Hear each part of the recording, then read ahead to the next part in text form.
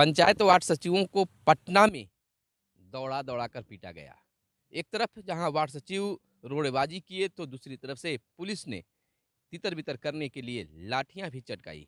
लाठियां ही नहीं बल्कि उन पर पानी की बौछार भी किया गया और आंसू गैस के गोले भी छोड़े गए। कई घायल हुए हैं तो दो की गिरफ्तारी भी हुई है। यानी कि वार्ड सचिव अपनी 3 सूत्री मांगों को लेकर पटना की धरती पर लगातार 13 दिनों से धरना पर बैठे हुए थे। 13वें दिन भाजपा कार्यालय के समक्ष उन्होंने बैठा, जहां से पुलिस प्रशासन ने उन्हें हटाने के लिए समझाने बुझाने का कार्य किया, लेकिन वह हटने के लिए तैयार नहीं थे। मांग कर रहे थे कि मंत्री से वार्ता कराया जाए। अंतोगत्वा पुलिस को उन्हें हटाने के लिए बल का प्रयोग करना पड़ा। जहां एक और वार्ड सचिवों ने रोड़े बरसाए तो वहीं पुलिस प्रशासन ने बिल्कुल लाठियां चटकाई, आंसू गैस छोड़े, पानी के बौछार भी डाले। नौकरी पक्की करने और हटाने के आदेश को वापस लेने के लिए वे लगातार मांग कर रहे थे। नमस्कार, मैं हूं सुनील बॉबी। वीडियो पसंद आए तो लाइक कीजिएगा और अब तक आपने चैनल को सब्सक्राइब नहीं किए होंगे तो चैनल को जरूर सब्सक्राइब कर लीजिएगा। चलिए अब पूरी खबर को विस्तार से बता दें। कल यानी सोमवार को 13वें दिन पंचायत वार्ड सचिवों ने अपनी 3 सूत्री मांगों को लेकर मुख्य मांगे नौकरी पक्की करने और नौकरी से हटाने के आदेश जो पंचायती राज विभाग के डायरेक्टर डॉक्टर रंजीत कुमार सिंह के द्वारा निकाला गया था, उसको वापस लेने की मांग को लेकर अपने आंदोलन के 13वें दिन वह भाजपा कार्यालय के समक्ष बैठे हुए थे। बैठने का कारण पंचायती राज और भाजपा के मंत्री सम्राट चौधरी से वार्ता करने के लिए। हालांकि 13 दिनों से वह लगातार बैठे हुए थे धरने पर, सरकार की पक्ष से कोई वार्ता नहीं हो पाया, जिससे वह आक्रोशित होकर पूर्व में ही सूचना दे चुके थे कि हम 13वें दिन कुछ इस तरह से भाजपा कार्यालय के समक्ष बैठेंगे और मंत्री से वार्ता करने की बात करेंगे, लेकिन फिर भी पहल नहीं किया गया। हालांकि कानून को हाथ में लेने की बात हम भी नहीं करते हैं, यानी कि कहीं भी अगर वार्ड सचिवों ने कानून को हाथ में लिया है, पत्थर बरसाने का, रोड बरसाने का काम किया है, तो वह गलत है। लेकिन दूसरी ओर सरकार भी कटघरे में खड़ी नजर आ रही है कि जब लगातार 13 दिनों से वह धरने पर बैठे हुए थे तो सत्ता पद से पहल क्यों नहीं किया गया।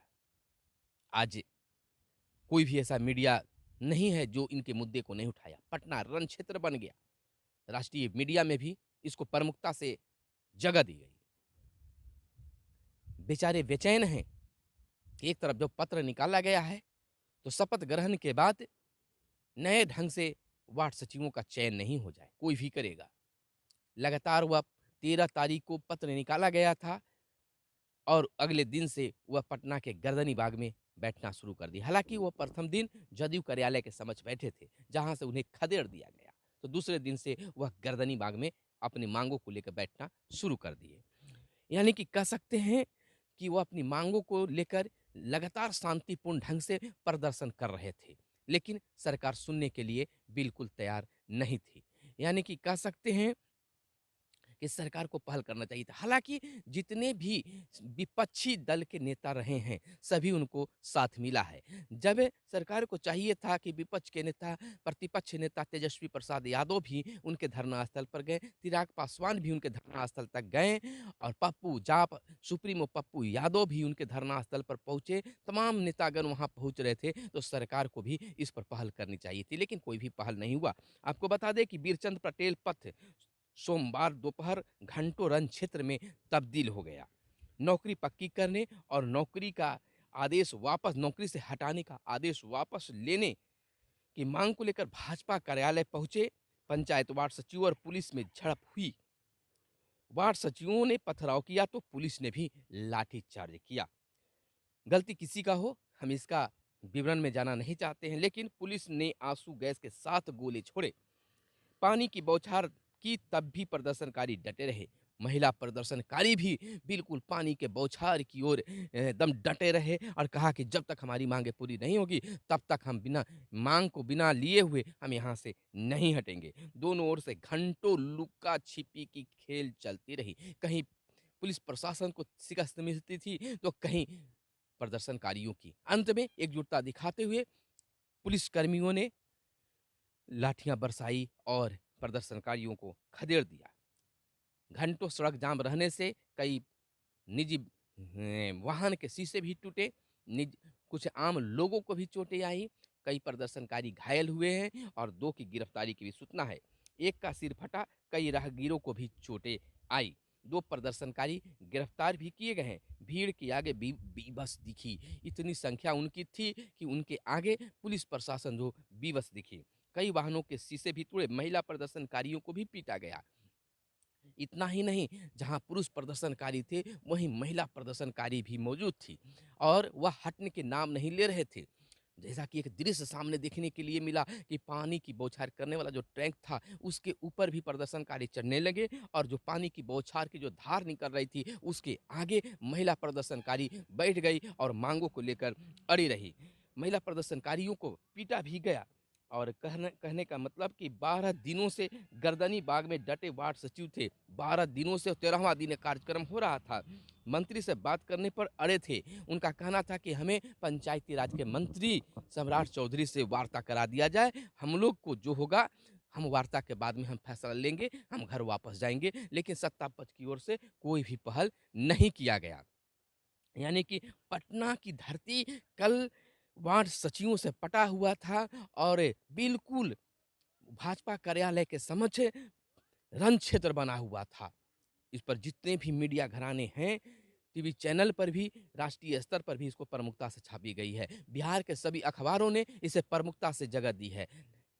बड़ा सा प्रमुखता से प्रकाशित करते हुए वार्ड सचिवों की मांगों को और पटना रण क्षेत्र बना, इसको प्रकाशित करने का काम भी किया गया है। अब देखना यह होगा, 12 दिनों से लगातार धरना, 13वें दिन जोरदार प्रदर्शन, पुलिस और प्रदर्शनकारी में आमना-सामना, तो अब क्या होगा? या वार्ड सचिवों को अब भी वापस आना पड़ेगा या वार्ता के लिए सरकार पहल करती है, उनकी नौकरी पक्की होती है या नौकरी से हटने का पुनः फरमान निकाला जाता है या फिर जो पत्र निकाला गया है, उसके अनुसार पंचायतों के वार्डों में अब नए वार्ड सचिवों का गठन भी होगा। ज़्यादा हम समय नहीं लेंगे और बिल्कुल तौर पर हम बताना चाहेंगे कि वहाँ का जो दृश्य था, वह काफ़ी रण क्षेत्र में बना हुआ सा दिख रहा था। आपको बता दें कि लुका-छिपी का खेल पुलिस और प्रदर्शनकारियों के बीच चल रहे थे। पुलिस अपने दम पर पीछे खींचने पड़ते थे। अदालगंज रोड, हाईकोर्ट रोड और आर ब्लॉक की तरफ यानी 3 छोर से प्रदर्शनकारियों ने पुलिस पर पत्थर बरसा रहे थे। काफ़ी देर तक पुलिस चुप रही। बाद में एकजुट हुई, पुलिस ने लाठीचार्ज कर प्रदर्शनकारियों को खदेड़ दिया अंत में। कह सकते हैं उसके बाद प्रदर्शनकारियों ने राजा सहित अन्य पार्टी के कार्यालय में छिपकर जान भी बचाई और आर ब्लॉक तो हाई कोर्ट की ओर भागते दिखे। यानी कि जब पुलिस की लाठियां चलने लगी तो प्रदर्शनकारी भागने लगे। कहना है, वार्ड सचिवों ने कहा, हमारी क्या गलती है? मैं अपने हक की लड़ाई के लिए पटना में लगातार 13 दिनों से डटे हुए हैं। अपनी मांगों के लिए चिल्ला रहे हैं, लेकिन सुनने वाला शायद कोई नहीं है। यानी कि उनका कहना है कि अगर कोई भी हमें आकर मिल लेते और हमें संतुष्ट कर देते, तो हम घर वापस आ जाते। हम तो माँग रहे थे अपना हक, यानी कि जो काम किए हैं, उनका वेतन माँग रहे थे, मानदेय माँग रहे थे।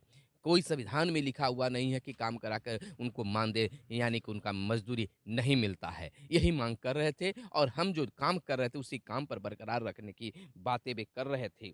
आपको बता दें कि प्रदर्शन सुबह 10 बजे से ही चल रहा था। दोपहर 1:30 बजे से 4 बजे तक बीरचंद पटेल पर रण क्षेत्र बना रहा।